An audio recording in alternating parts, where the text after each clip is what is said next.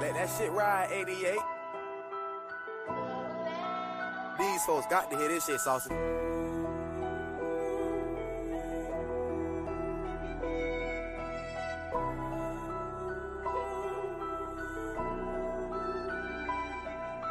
get fall into no trap. Please don't ask me for no hangout on the text, won't answer back. I work hard to be on top, dodging the fall like my ex. I wake up in different places, different cars, get different stacks. Really don't play about this shit no more. Fuck what they doing, we ain't losing. I just changed the closet up, the trip got super stupid. Business booming, I just laugh when they think I made this on music. Hated on me the whole time, congratulate me like they know it. Boys around me had the way out, had to get it on my own. Niggas ain't give me shit, no food up in my plate, not even a bone. Back it caught up just like ops if he switching and moving wrong. My brody got shot by his blood, that's why I always move along. Those enemies ain't for them boys is close. If I see that you jealous, I don't want you close. If you telling a bitch, we know you a hoe. They say that they die for you, promise they won't. Them niggas ain't down, them niggas ain't low. Soon as you Yo. What's going on, y'all? Let me know if y'all can hear me. Make sure my audio good. Let me see. All right. Yeah, y'all can definitely hear me. What's going on, y'all? Lit Tiger, what up? What up, homie? Notes, what up? First one in, last one out. Shout out to my boy Notes. Mimi, what up? Yeah, we definitely straight, man. Y'all appreciate everybody that's been tuned in. So far, we already got 6 people in the building, man. Hit the like button as soon as you step into the building, please. And thank you. I ain't gonna lie, man. It took a little bit long because it's been hard trying to find a topic to talk about today. The boxing news like pretty slow. Ain't nothing really going on. 3 heads, what up? Ain't nothing really interesting going on besides what's in the title right now. You know what I mean? That's not even really boxing related. I'm not the type to be doing mug shots or paying people out to be some type of criminal or stuff like that. I just really feel like, you know what I mean? It was just an irresponsible move, but we definitely gonna get into that. No say you should have added the Birdo shit. I mean, I could have, but it's like ain't no disrespect to Birdo or nothing like that, but like he not really relevant. You know what I mean? Like how many people you know typing for Andre Birdo right now?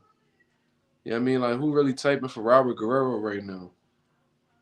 But we gonna get into that too. You know what? Let's get into that right now. Yeah, I ain't the type to do mug shots and post people mug shots and talk crazy about them. You know what I mean? We gonna really break down exactly what's happening with Jared Anderson right now. You know what I mean? We definitely gonna get into it. But let's talk about apparently Notes. You know what I mean? Notes the source for this. He reached out to me on in the group chat that's on Instagram. Shout out to everybody that's in the group chat. My phone be going off that group chat, boy. For sure.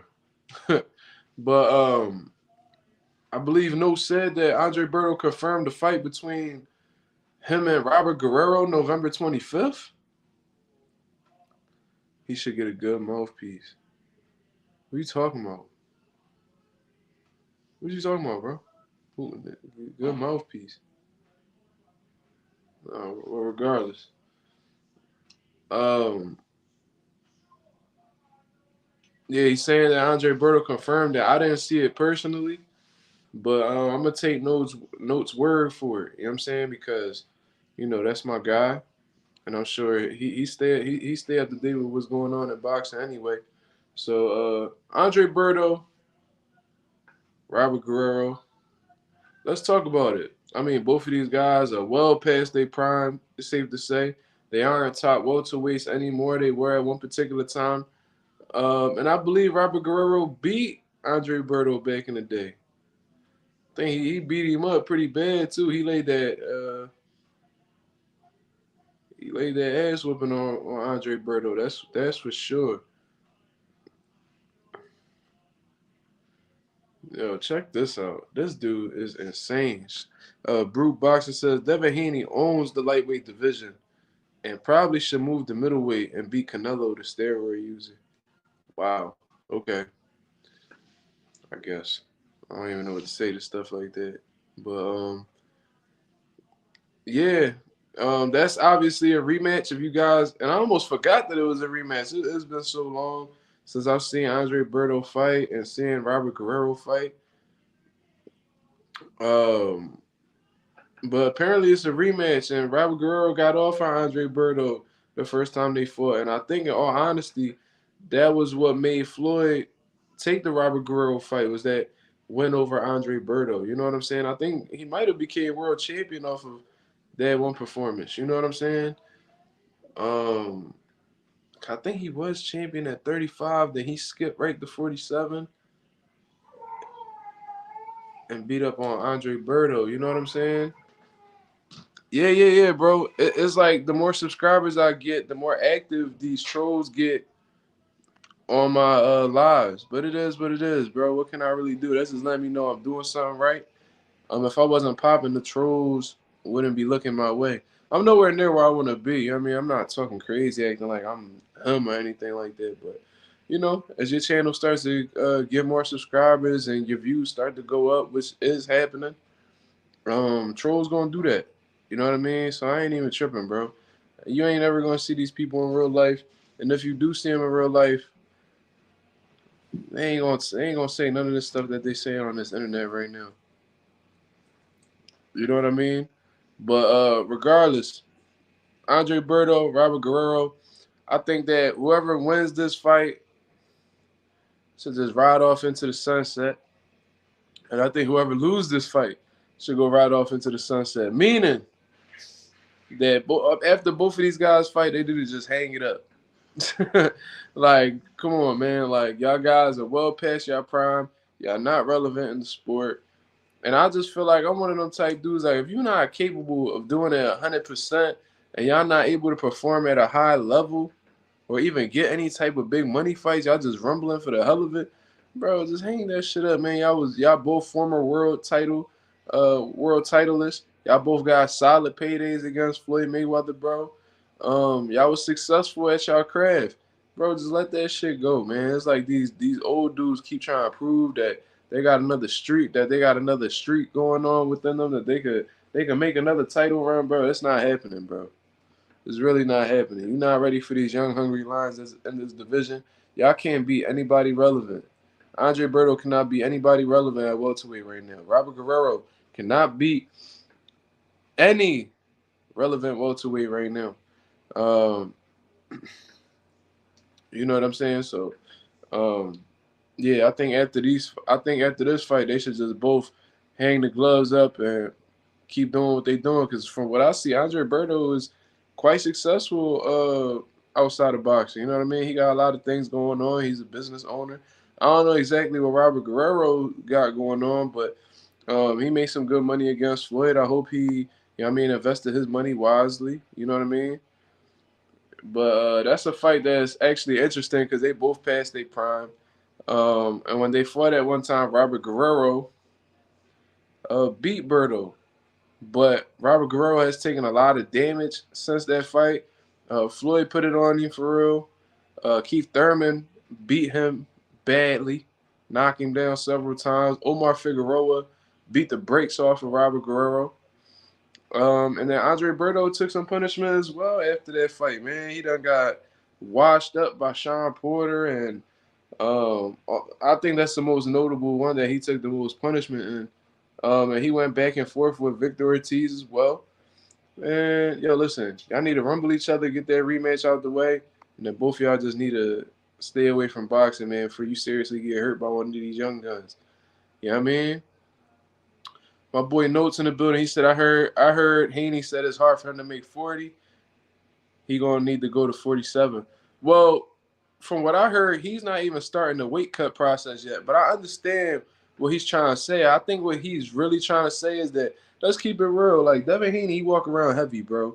Like, you look at him, he easily look like he's in the high 150s to the low 160s. You know what I'm saying? He probably in the mid 60s when he's not really like in camp. You know what I'm saying? He's a big kid. Now, what I'm trying to say is, because he walks around so heavy, of course it's gonna be a sacrifice to cut down to 40. Even if he's saving 5 pounds off of the cut. it's a sacrifice. You know what I mean? It's not like if he walked around at like 150, you know what I mean? He only cutting 10 pounds and he could do that in an 8-week camp. That's easy work. But let's keep it a buck. Like Devin Haney rehydrates really well. Like I said, he walks around in the high 50s to low 60s. He probably hits the mid 60s. So when you coming down from 160 to 165 and you cutting down to 40, that's between 20 to 25 pounds that you cutting. And that's a sacrifice, man. That's a sacrifice. When you out of camp, you used to eating whatever you want, and you know what I mean? And now suddenly your portion's starting to get you eating good, you know what I mean? You got a nutritionist and all that. They're making sure you're getting the right foods in your bodies, but you start to notice that them portions are getting smaller. Or the foods that you eating aren't really your favorite foods. You start to notice that, all right, like you water loading, but it's coming right out. You sweating your ass off trying to get them final sparring sessions in, trying to get that last minute them last few road miles in. You know what I mean? Them last little bit of road work that you're doing to close out the camp. You sweating all that out, and now you just waiting for the weigh-ins. It's a sacrifice, bro. It's a sacrifice. I know exactly what Devin Haney talking about. It's not like he's saying 35 to 40 when you walk around heavy. It's an extra 5 pounds you keeping, but it's still a sacrifice. I know exactly what Devin Haney's saying. You know what I mean? And I'm sure 47 gonna be a sacrifice for him too. Is it gonna be as big of a sacrifice as 35, 40? No, absolutely not. But like I said, when Devin Haney starts to fight at 47, he's probably gonna be walking around in the 70s because as you move up in weight, your walk around weight gets heavier too. Typically. You know what I mean? So it's gonna be a sacrifice regardless of what weight he fights at. You know what I mean? That's just what it is.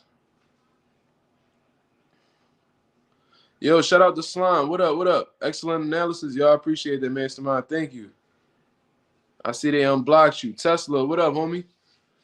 Yeah. We definitely we gonna have some open topics because like I said, ain't really much going on with boxing right now, and everything that's out there that's being spoken about, we already spoke about it on the channel. I'm not gonna be over here repeating myself, you know what I mean, to like really milk these views, bro. I ain't into all that. It gotta be something worth talking about, new opinions, you know what I mean, fresh opinions and stuff like that. So let's get into the Jared Anderson situation.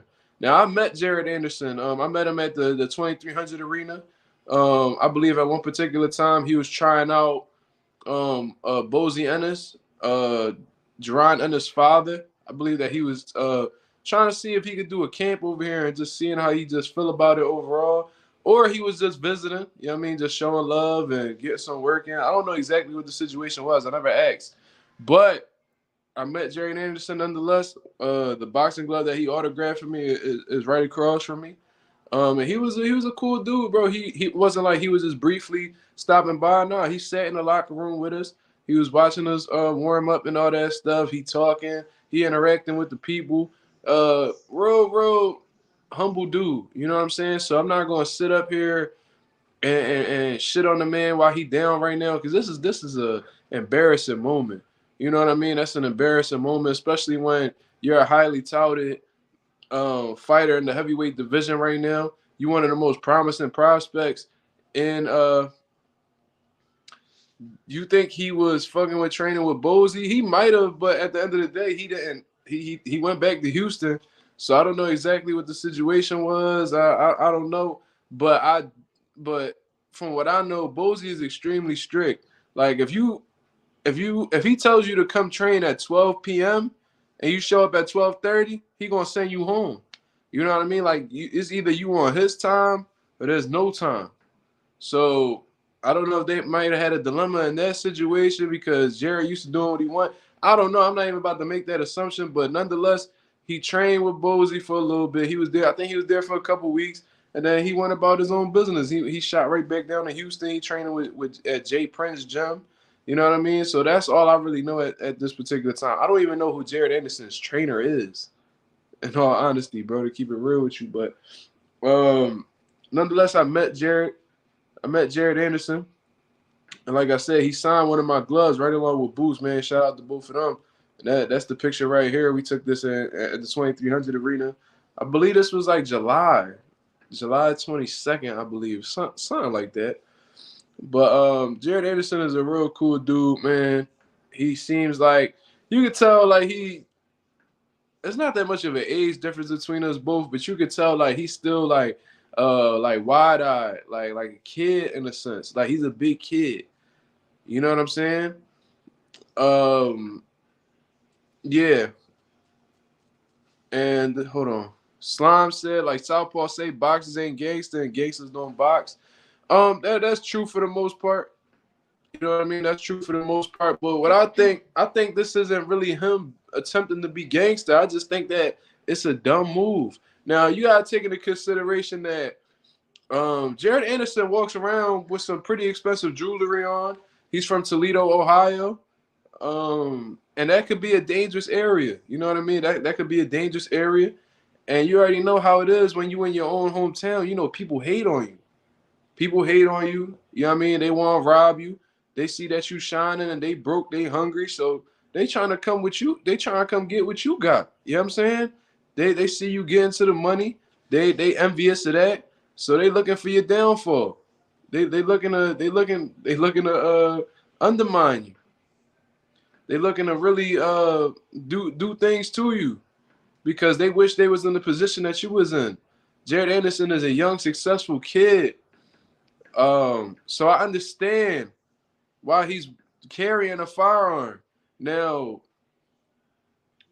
did he do it in the most sensible way possible? Absolutely not.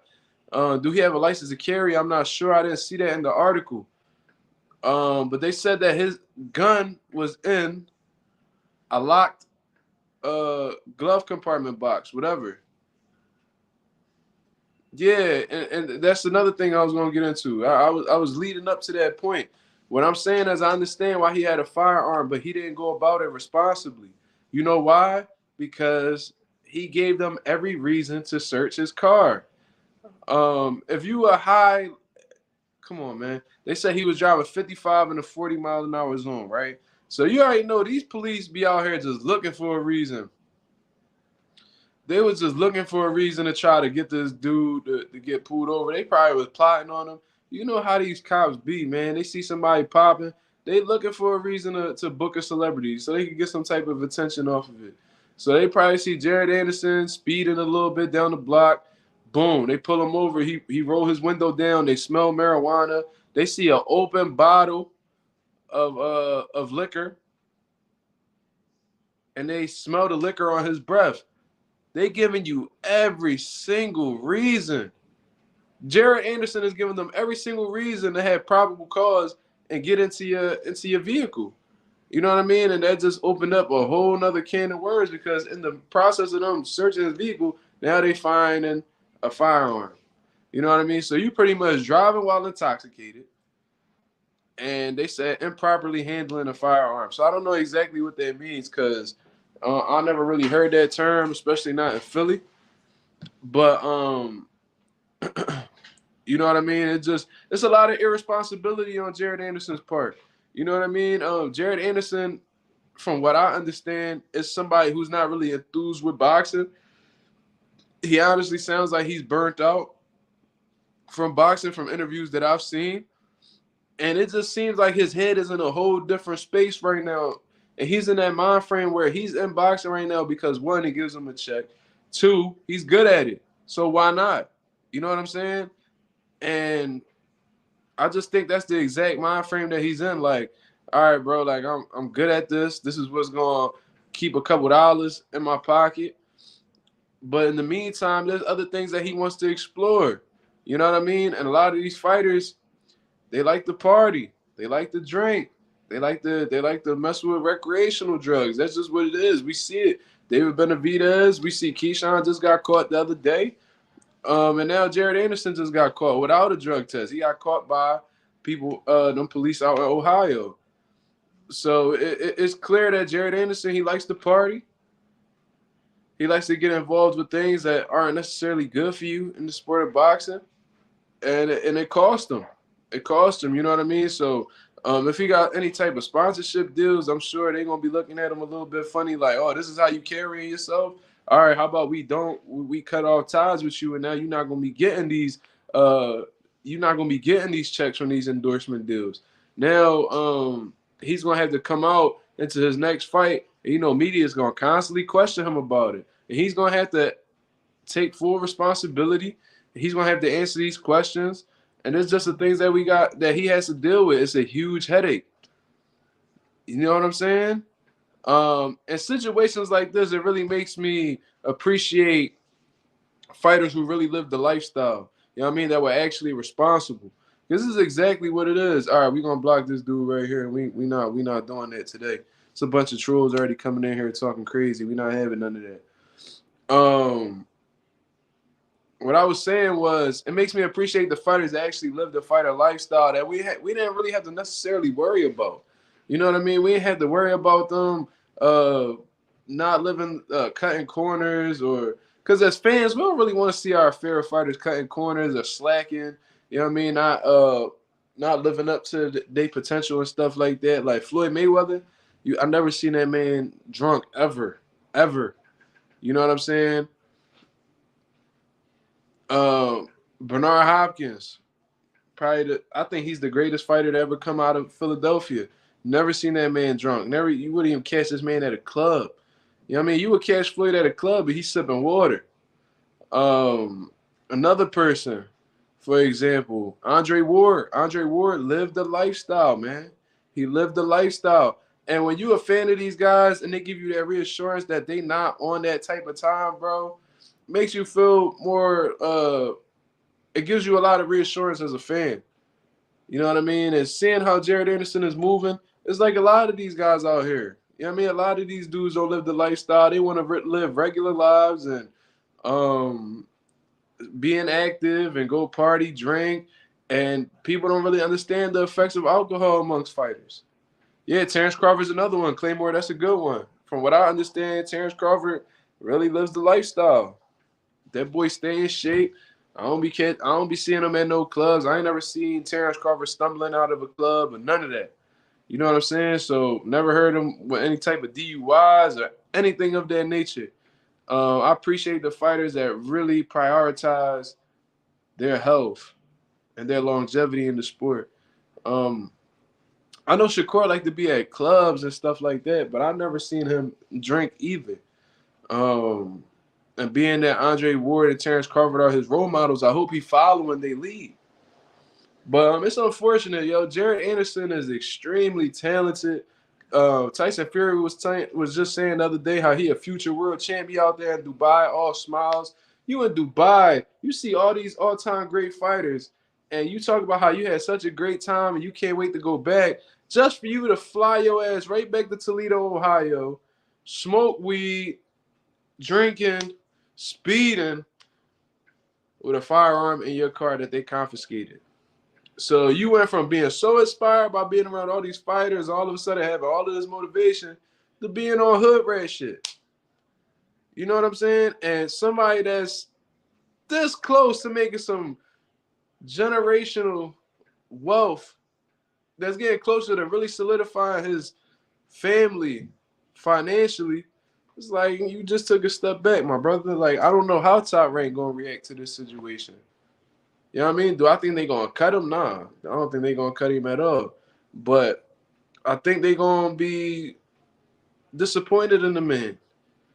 You know what I mean? I think they're going to be disappointed in what they had going on. They probably going to give them some type of punishment. Who knows? Who knows what these guys is going to do to Jared Anderson because of this situation.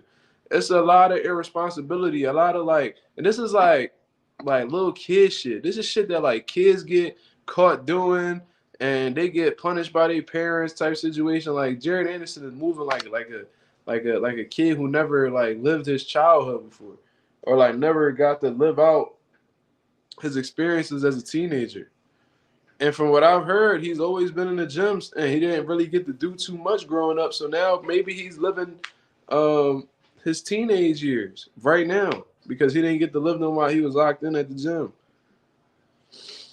Yeah, Tank definitely was drinking and was blowing up in weight. You see how round his face would get, but I think ever since he stopped dealing with Adrian Broner and really locked in on his craft, I don't see that man blowing up too much. It don't look like Tank put on that much weight at all.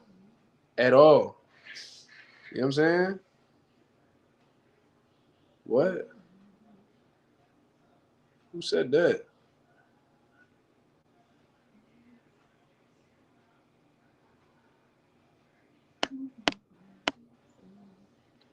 Bro, who is this dude, bro? Yo, get him up out of here, bro. We don't do that. That's that divide and conquer tactic. They ain't gonna work over here, my brother. You're gonna have to try something else. For sure, Tank's come a long way. He definitely did. He made a complete like 180, bro. Completely switched up his ways. Definitely. We got 17 people in the building. Can y'all hit the like button for the man? I appreciate that, man. Shout out to the nation. Shout out to the mob. Let's get the algorithms on the up. You know what I'm saying? Um, yeah, I feel like Adrian Broner, and I'm sure he wasn't trying to get anybody else to be what he was on, but he could be very influential. If you around the wrong people, eventually you're gonna start doing the things that they do. You just as um you whoever your circle is. You know what I'm saying? You whoever your circle is. If your circle is a bunch of drunks, most likely you're gonna be one. You know what I'm saying? So Adrian Broner, he had a lot of vices that he's opening up about right now. He liked to drink, he liked to party, and that's a terrible influence for another fighter to be around. You know what I mean? All that temptation um and things of that nature. That's bad to be around. And you can tell that Gervonta Davis was really being influenced by Adrian Broner at one point because he was moving exactly like him. But I find it's crazy how he removed Adrian Broner from his circle, and ever since then, he's been doing just fine. Getting the biggest fights of his career, getting the biggest paydays of his career, having phenomenal performances. You know what I mean? That's what happens when you get. So it only take one person to fuck everything up, bro. You know what I'm saying? It only take one person to fuck a good thing up, and it could take all it takes the removal of one person to change everything into a positive setting. For real, for real. Claymore says no one's above the influence. You either gonna stay away from stuff or start smelling like it. I like that.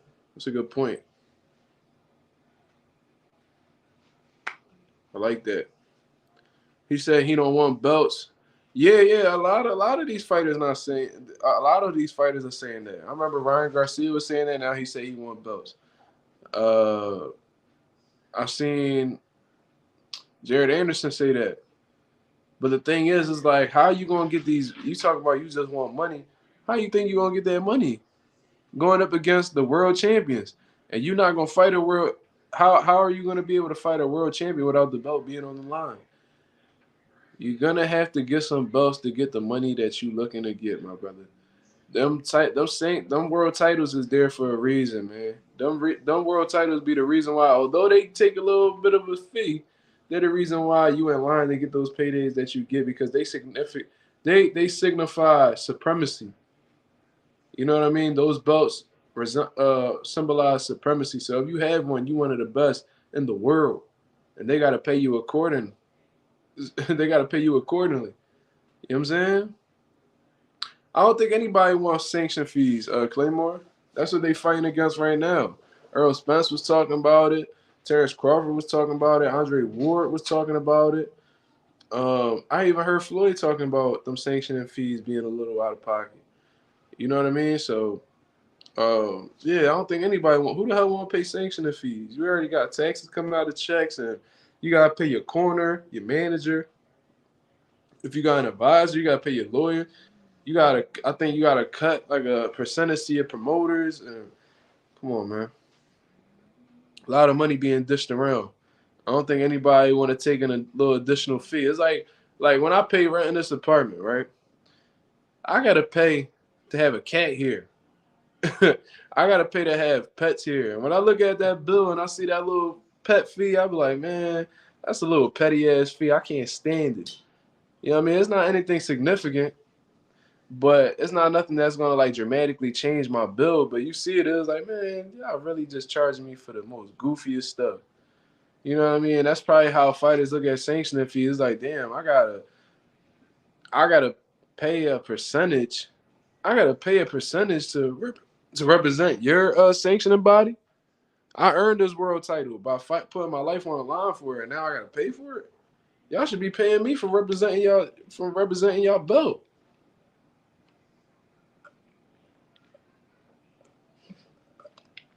For real, for real. That's what's crazy. Yeah, slime pet fee. Yeah, I think I paid like $25 for my cat on top of my rent. Ralph said, like you said, getting away from AB, but I also think the switch for Tank was when he fought with Santa Cruz, was put on pay-per-view. I think he realized he had potential to be a star. He's been locked in since. Also, I find it funny that he also became a bigger star after he left Mayweather Promotions. You know why? Because when he was with Mayweather Promotions, it was pretty much he was muzzled. You know what I mean? I guess Floyd and Leonard, they felt like he wasn't well-spoken enough to speak for himself or showcase some type of personality. And when he was with Mayweather Promotions, he was pretty much real quiet and just letting them talk for him. He didn't have no problem with that. But once he realized that Mayweather Promotions was actually holding him back, which he said on several occasions, or they were setting him up for failure, he started talking on his own type time and just being himself. People gravitated towards him more because he became his own man and nobody else was speaking for him no more. So I think it's a combination of him leaving Mayweather Promotions and leaving Mayweather Promotions and what was the other point I made? Damn, I'm tired as hell. This shit crazy. Let me see. While it's a weird topic, Philly is a mob boxing city, and I know a bunch of old heads that are gangster that loved or that boxed or really into boxing. Yeah, that's that. Yeah, that's definitely true. Yeah. I'm sorry, Claymore. Yeah, leaving AB, getting rid of the negative toxic energy in your circle, leaving AB, and then leaving guys who are potentially holding you back from being the star that you were supposed to be. I think a combination of them two is why Tank catapulted to the next level because he was well known. You know what I mean? He had acceptance from the people. You know what I mean? He had that little mean streak about him. They loved how the way he fought. Real exciting fighter. But like he wasn't here what he was today. You know what I'm saying? And I think that's what I honestly think. I think leaving Mayweather Promotions and showcasing his personality and being his own man played a part. And getting rid of them parasites from your circle, man. Because if AB wasn't the problem, then I'm sure Tank would have just continued being who he was. A lot of these dudes that end up being around AB, they end up in messed up situations. Do you see? I'm not gonna blame this entirely on Adrian Broner, but do y'all remember when? Do y'all remember when all the fighters were in the arena and they were like all drunk, like Robert Easter, Tank, AB, Spence, and they were all just like messing with the media, and you could tell they hella intoxicated.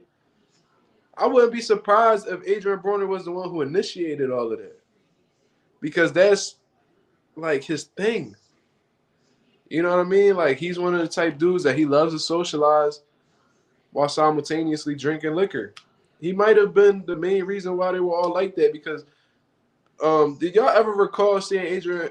Have y'all ever recalled seeing any of them dudes drinking, not being around AB? Like Spence, yeah, he liked the party. That's how he got in that car crash or whatever. But do you ever see Spence publicly drunk like that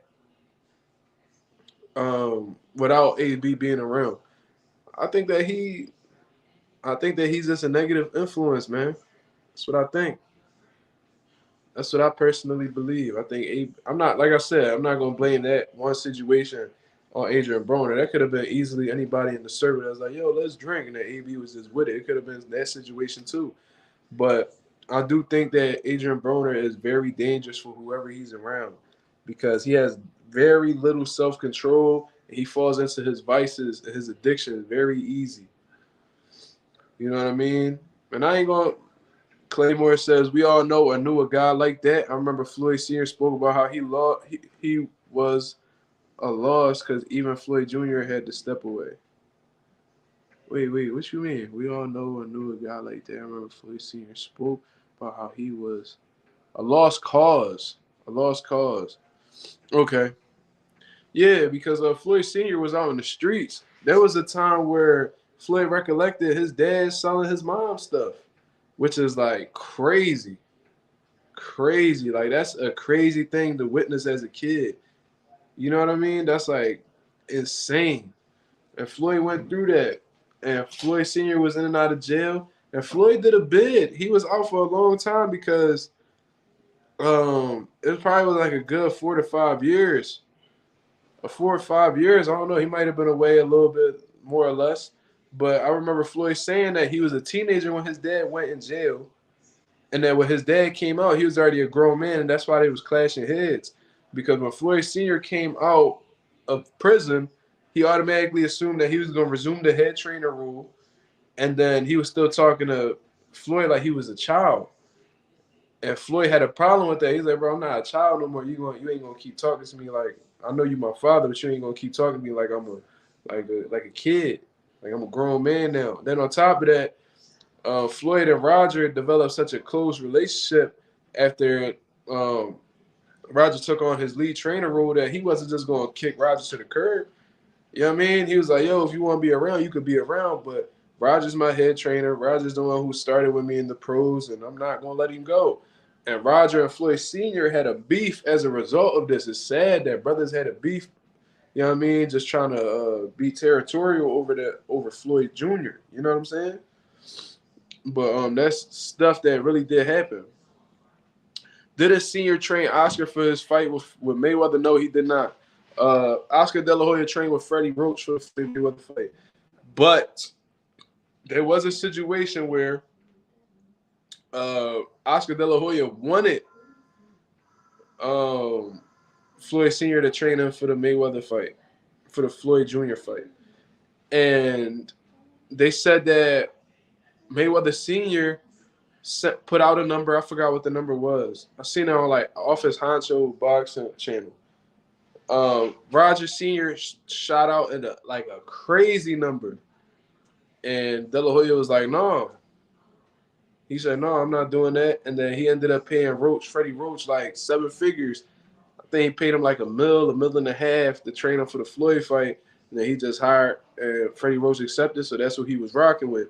But I'm wondering, did Floyd Sr. intentionally overprice himself to not get the Floyd fight? And if De La Hoya would have accepted that fee to pay, would Floyd Sr. would have continued training Oscar? That's what I want to know. Like let's say Floyd was like, yo, I need $5 million if you want me to get you ready for my son. It sounds like that's a crazy ass number. What if De La Hoya would be like, all right, fuck it, I'll give you $5 million. Would Floyd Sr. have followed through with it, or he would have just fell back? Because there was some people that were saying that he overpriced himself, so he wouldn't have to go against his son. He was still loyal to his son. And there's people that was like, he was trying to cash out. He wanted a big number to attempt to give his son the first L. Nah. Claymore, Floyd Sr. didn't train Oscar for that fight. He trained Oscar for the Fernando Vargas fight. Freddie Roach, all y'all gotta do is watch it 24/7 on HBO. Floyd Mayweather De La Hoya 24/7 on HBO. Yeah, Freddie Roach was training in Puerto Rico with De La Hoya. You think he would have took the $5 million? Probably. But I do remember there was something along the lines of was Floyd Sr. training Ricky Hatton? It was something that was going on with Ricky Hatton, and apparently that Floyd Sr. was giving Ricky Hatton the recipe on how to beat Floyd, and he was telling him to like switch over to southpaw because Floyd don't do good with southpaws and stuff like that. It was a situation like that too, because Floyd dad is a snake, bro. I ain't gonna lie to you. On that come up, bro, you was bitter that your son didn't want you to have a lead trainer role at his team, so you was going around giving people recipes on how to beat your own son. Yeah, it was. Slime, you totally right. Because I remember they were sitting there watching footage. They were sitting there watching footage on how to beat Pacquiao. You know what I'm saying? And Hatton was like, all Pacquiao do is shoot his lead hook and roll. Lead hook and roll. And that was the same thing that had dropped Ricky Hatton prior to him getting knocked out cold. Manny Pacquiao shot a lead right hook, rolled underneath. Ricky Hatton swung, missed, and fell off balance. You know what I'm saying? So that was funny. Yeah, I remember Floyd. Yeah, he was. He coached Oscar against Shane rematch. Yep. And De La Hoya was really trying to pull every string possible. He was trying to get Floyd Sr. to train him for Floyd Jr. Then he brought in Shane Mosley to be his chief sparring partner for Floyd. Because they said Shane Mosley was real good at mimicking fighters and stuff like that. And they had him like impersonating fighters and stuff like that. He had a pretty good Tito Trinidad impression. He had a pretty good one. So yeah, I remember that. I remember that like it was yesterday, man. I love HBO 24/7s were the best. Better than All Access, all them Jones. Like 24/7 was different, bro. The narration, how Floyd used to carry himself on them shows. Yeah, Shane was real good at mimicking styles. Real good at mimicking dudes. You know what I mean? I love them shows, man. I love watching 24/7. I still watch them. They old as hell. I still watch them. I still watch the Floyd De La Hoya one. I still watch the Floyd Cotto one. I love the Floyd Cotto one. That's probably my favorite one. My favorite like series. There's a few. Shane Mosley and Floyd. That was a good 24/7 as well. Mayweather Victor Ortiz. I think the Mayweather Victor Ortiz one is when Floyd got into it with Floyd Sr. and they was arguing real bad back and forth. You know what I mean? Tito Trinidad versus Shane Mosley. I think Tito would have got him at 47. I think Tito would have got him. I don't know if Shane would have been able to deal with that punching power Tito was putting out there. Shane had an iron chin, don't get it wrong. But I think Tito's pressure and that left hook with an accurate right hand, good boxing fundamentals, I think that would have gave Tito. That would have gave. I don't know if Tito would have stopped Shane. I think Shane only ever been stopped once in his career. And I think that was because he had like a real bad back spasm during the fight, so they retired him in the corner. But I think Tito would have beat him though. I think Tito would have beat Mosley. He said Mosley on. Yeah, Mosley was on that stuff, bro. That's the reason why Victor Conte ended up doing time. He was teaching Shane Mosley how to inject that stuff in his system. He was injecting it in his neck. When he moved up from 35 to 47, he used performance enhancement drugs to fully acclimate to the weight. What was Paul Spadafori's biggest win? I never followed Spadafora, so I really can't speak on that. Shane retired in his corner once though, Mastermind. I think when he fought like Anthony Mundine or something like that. He said that something was wrong with his back or something like that. He couldn't continue, so they stopped him in the corner. But him being physically stopped by another fighter, no, it's never happened. And he done fought everybody. That man fought Canelo. He fought Cotto, De La Hoya, Vernon Forrest. know what I'm saying? All right, let's get this dude out of here. It's crazy that like these people are making channels like solely dedicated to me, but like my name on it. Like that's insane. But yeah, Shane never been physically stopped by a fighter. He got dropped by Pacquiao. But what that was when Pacquiao was on the tear. Shane Mosley don't fought everybody and their mom, bro. And they never been like knocked out, anything like that. That boy Chen was made of granite. So that's why I really don't believe that Tito would have stopped Shane, but I think he would have beat Shane though. You know what I'm saying? That's what I think. I'd have loved to have seen Tito Trinidad versus Antonio Margarito, the one that fought Cotto in that first fight. I'd have loved to have seen that, bro. Oh man, that'd have been a hot. Stylistically, that'd have been a great fight. Claymore, Pac-Man, yeah. Like Floyd said, Pac-Man was on the power pellets. Yeah. We know that. Anybody that really understands boxing and how moving up weight classes work, you know there was something going on with that. And I remember Freddie Rose was like running his mouth a little bit too much.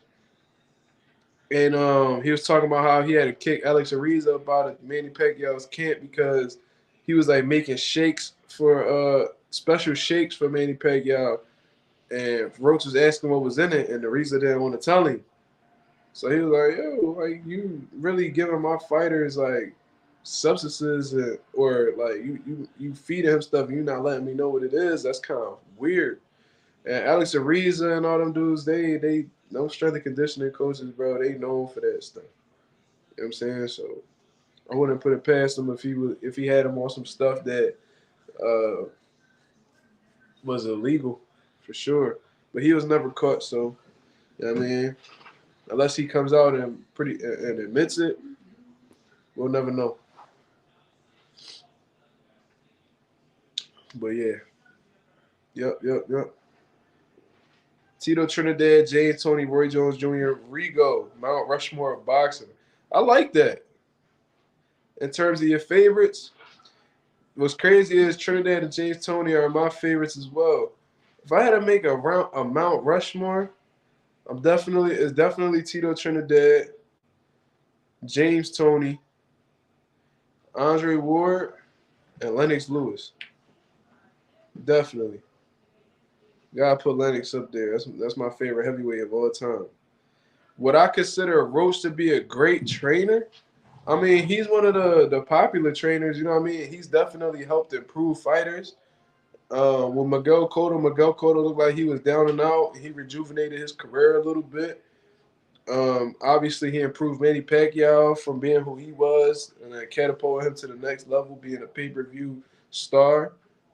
So he's definitely a good coach. There's no doubt about it. But one thing that we don't really know about Freddie Rose is if he could build a fighter from scratch. And to me, that's what separates like a good trainer from an all-time great trainer. Your ability to build a fighter from the ground up. And that's what I'm attempting to do right now. And so far, so good. But every fighter that I've had in my stable have never thrown a punch in a boxing gym until they started training with me. You know what I mean? Time will tell exactly how far that goes, but we don't know exactly how great Freddie Roach is because we never seen him take a fighter. And there's a lot of trainers. A lot of these trainers don't want to build up. I've heard trainers actually come out and say that they don't want to build fighters from the ground up. That's not what they want to get into. You know what I mean? So to answer your question, has he helped improve fighters? Yes. So that does make him a solid trainer. It makes him a good trainer, but it's a totally different respect for guys who actually built fighters from the ground up, like Floyd Sr., Ronnie Shields. He built them Charlos from the ground up. Derek James, Emmanuel Stewart, Nacho Beristain, Cuss, if you want to throw Cuss in there. It's a lot of them. It's a lot of great trainers that build up fighters from the ground up. Multiple fighters. Robert Garcia.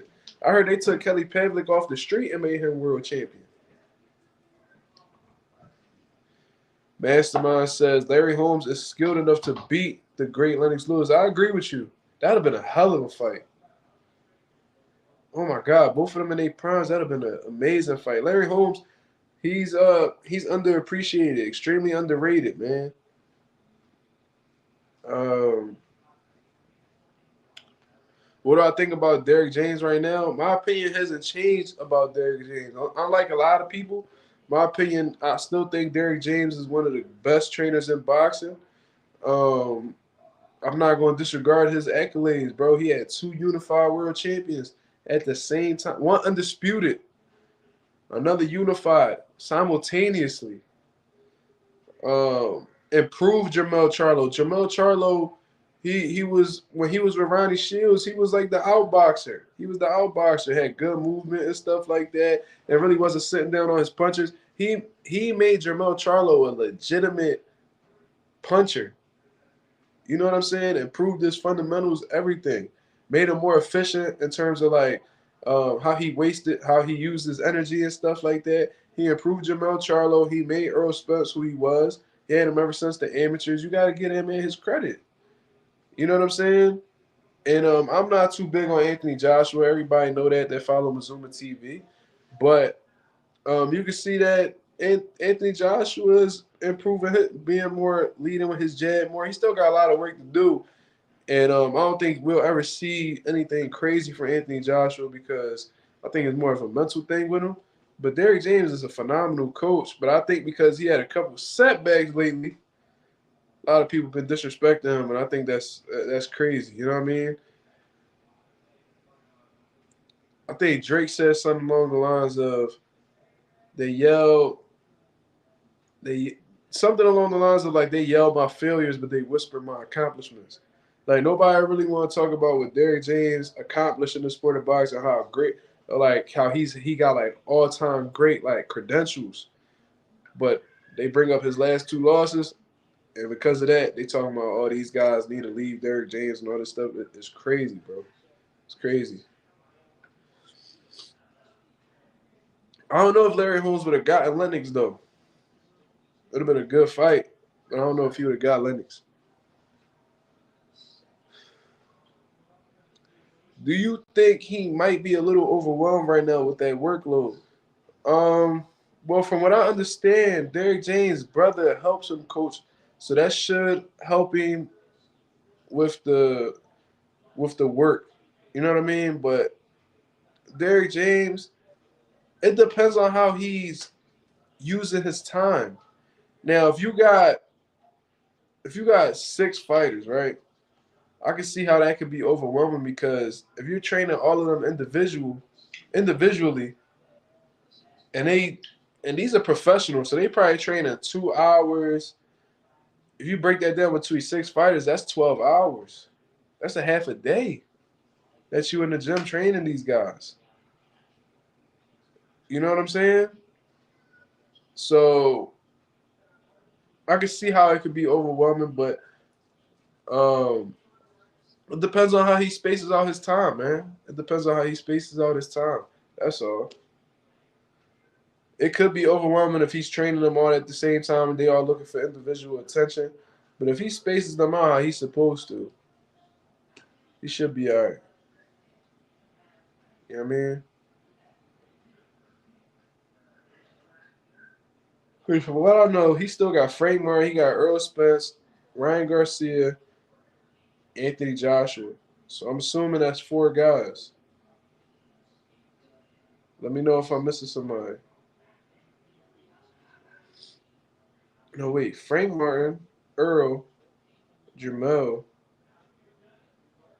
Frank Martin, Earl, Jamel, Anthony Joshua, Ryan Garcia. So that's 5 guys. Nassim Richardson, Floyd Sr., Enzo Calzaghe, Mark Breland. Mount Rushmore of trainers. Mount Rushmore of trainers. Oh man, that's tough. I'm putting Emmanuel Stewart up there. That's crazy that you ain't put Emmanuel up there. You put Enzo Calzaghe over Emmanuel Stewart. That's crazy. I don't remember how Emmanuel Stewart was stomping shit with Crunk back in the day. Frank Martin fumbled that Shakur fight. He definitely did, bro. He definitely did. I still don't really know what the hell even happened with that. You know what I mean? From what he said, he was like, yeah, they offered him this amount. He was looking for a little bit more. But then it's like, all right, so why did y'all accept the percentage at the purse bid? Like when the purse bid was going on, why did y'all accept the initial offer and then turn y'all back just days later? I don't know, that wasn't like fully answered for me, so I'm kind of confused still about that. Why do you think Tank doesn't want to fight any black American fighters? I don't believe that's true. I don't think that's true. From what I understand, he says that he wants to fight the Shakur Stevensons and the Devin Haney's, and then he up out of the sport. So I don't know exactly what's going on right now. I think they have some type of blueprint for him to continue building his name, and I guess them dudes not in the equation right now. I don't know. I don't know. You know what I mean? But I don't think he doesn't want to fight any black fighters. I'm sure he do. I'm sure he want to shut everybody mouth and prove these guys wrong, because there's a lot of people out here that believe um, Devin Haney could beat Tank, and then there's people that believe Shakur could beat Tank. And in his head, he probably feel like they both easy work or they not fucking with him. So he want to prove the world wrong. You know what I mean? Coach Wahid is one of the underrated trainers. You talking about Stephen Fulton's trainer? Is that who you referring to? I was supposed to do an interview while he was in Japan getting ready for the Inoue fight, but he was too busy.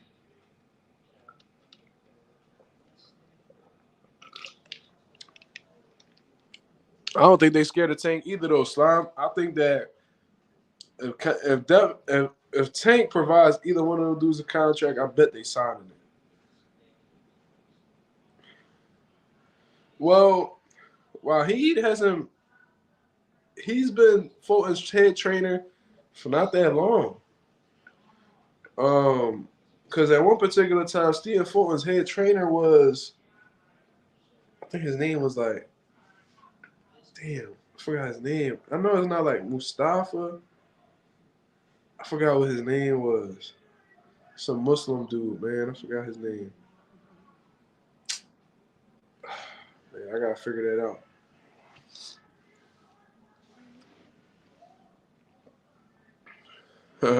he said, yeah, I seen Emmanuel Stewart come and destroy the previously undisputed middleweight champion career. Who? And just to be clear, who is that you're referring to? You talking about G-Man? Who you talking about?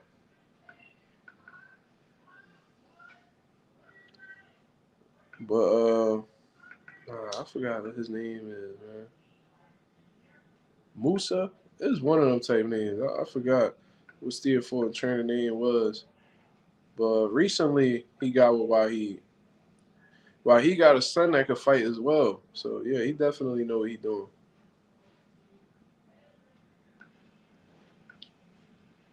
Let's see.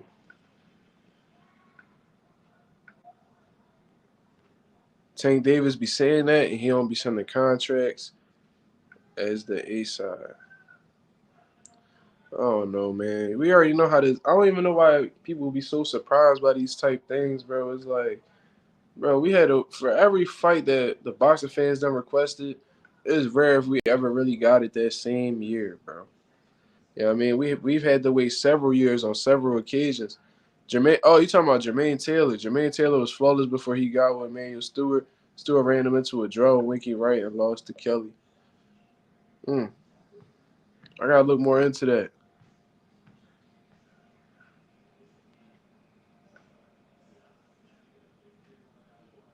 You said pop with the drop of lane. Oh man, you done got them people pissed off. Let me TP. Yeah. I'm surprised Reed not on here right now. Reed been slacking on the lives, bro.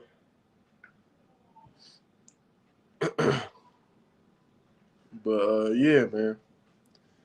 Yeah, it's a lot of stuff that need to be really talked about in boxing. You know what I mean?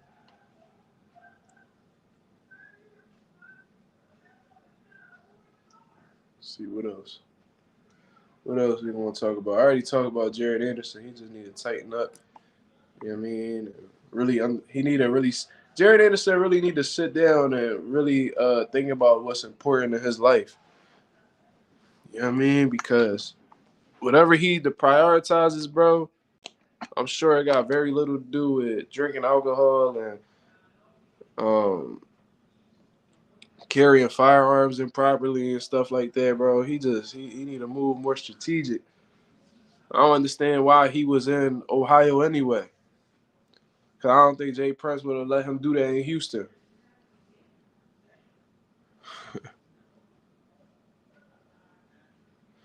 Jermaine Taylor fired his previous trainer after his close decision with Corey Spinks. See, stuff like that I don't understand, bro, because a lot of people be talking about boxing fans are fickle. I think sometimes fighters themselves are fickle. They really lack loyalty, a lot of them. And they really lack accountability. Not only do they lack loyalty, but they also lack accountability. And I'm grateful that I have the fighters that I have because all them dudes, they hold themselves accountable whenever they come up short of a situation. I do as well, because I always feel like there's room for improvement and stuff like that, or stuff that I could have done better in that camp. But you know, let me see.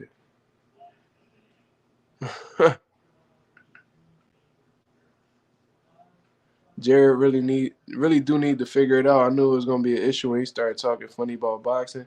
Yeah, that's a bad sign. It was definitely a red flag. I'm like, that don't really make sense. I don't understand why you talking bad about a sport that essentially made you who you are. A lot of these fighters do that too. Oh, that's crazy. Y'all wildin' in this group chat, bro. If you was Edwin's trainer, what game plan would you implement to beat Shakur? Well, for the most part, I would really put it in De Los Santos' head that he should not try to play chess with this man. You know what I'm saying? Oh, yeah. Let me get into this real quick. He said Mike Tyson and Jermaine Taylor, undisputed champions who fired their coaches. Yeah.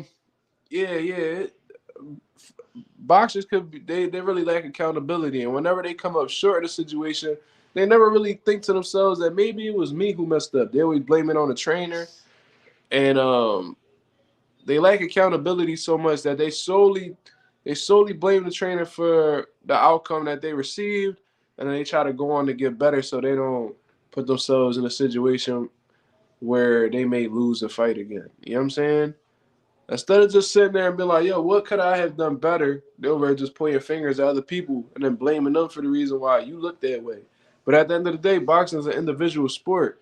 So if you go out there and you put on a bad performance, could it be because you're getting bad instructions for your corner? Yes. But for the most part, it all comes down to you, bro. It all comes down to you. So who do you have to really blame besides yourself when it's all said and done? Now let's talk about if I was Edwin's trainer, I would put it in his head that boxing him is not something that he should do and that he should avoid a chess match at all costs. If I'm Edwin's trainer, I would be big during that camp on conditioning. I would really have him running drills where he's supposed to he should be in shape to throw at least 200 punches around. Now, is he going to be able to do that in a professional fight with somebody as defensive as Shakur Stevenson? No. But I do want to have that reassurance that he is in dog shape going into this fight, because that volume is going to be one of his biggest keys to victory if he goes about it right with Shakur Stevenson. Because, all right, you're not going to land every punch. But you want to overwhelm this man. You know what I'm saying? Also, I would do everything I can to try to make Shakur feel uncomfortable. And how would I do that? With consistent pressure off of the jab, keeping your head in that man's chest, and ripping shots, making it not a dirty fight, but like a gritty fight. You know what I'm saying? Really make Shakur show his dog. Pause. Really make Shakur have his back against the wall and do things that he's not typically used to doing. Shakur is very economical with his punch. He's accurate. He's efficient. But I see that he's not really a dude. He's not really a dude that wastes a lot of energy. So I would really be trying to see exactly where his condition is at, and I would be testing that man gas tank. You know what I'm saying? If I put this type of pressure on him consistently for 6 rounds, will he show any sort of fatigue? You know what I mean? So my whole thing is, if I'm De Los Santos' trainer, I'm trying to apply pressure, outwork the man, and try to get Shakur to fight a gritty type fight where he throws the whole game plan out the window and frustrate him to the point where he's trying to go blow for blow with you. You know what I mean? That's what I would try to do. Try to make him uncomfortable, outwork him, and really work in close quarters. You know what I mean? Southpaw wilding today, boy. He in his bag. I don't even see Mimi writing anything neither. He going crazy. But yeah, man. I think that's it for the day, man. Like I said, Claymore is easier said than done. It's easier said than done. That could be a high possibility as well, because it could be a situation where Shakur may have the power to hurt Santos. You know what I mean? But I think that his best chances are not going to involve him trying to play chess with Shakur. I think that's more of his fight. I don't think that it'll play in his favor if he boxes Shakur, if he tries to have an outside fight with Shakur. I don't think that's going to work. You know what I mean? I think that his best bet is on the inside, head on his chest, constant volume, consistent pressure, make Shakur fight. Not be that little boxer that he's used to doing, you know what I mean, leaning back and, you know what I mean, placing his shots here and there. Make this man fight a dog fight. Because that dog fight that Shakur may be willing to engage with you, he'll leave a lot of openings. And the more openings that you have, being the power puncher that De Los Santos is, the better of a situation you may be in at the end of the night. But yeah, shout out to Slime. I mean, bless him alive, man. I appreciate that. Claymore says Shakur may act like he want to hurt somebody, but for sure, a chess match is a lose situation. You're probably right. Yeah, and I'm just saying, if I was De Los Santos' trainer, what I would be really trying to get into. You know what I mean? That's what I would really get into. I'm not going to sit here and try to box that man. We understand his pedigree. We understand his skill set.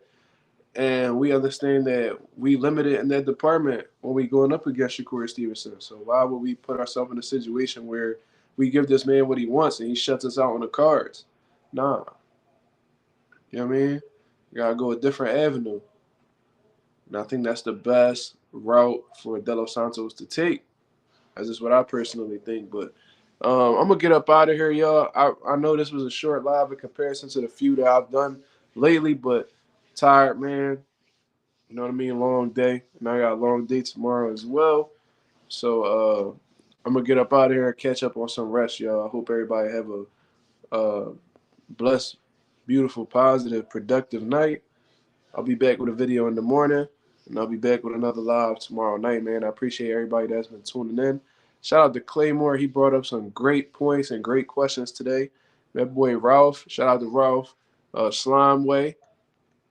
Mastermind, of course. Jalik. You know what I mean? Southpaw TV. LeBronto. Shout out to everybody that was tuned in, man. All that good stuff. So I'm going to get up out of here.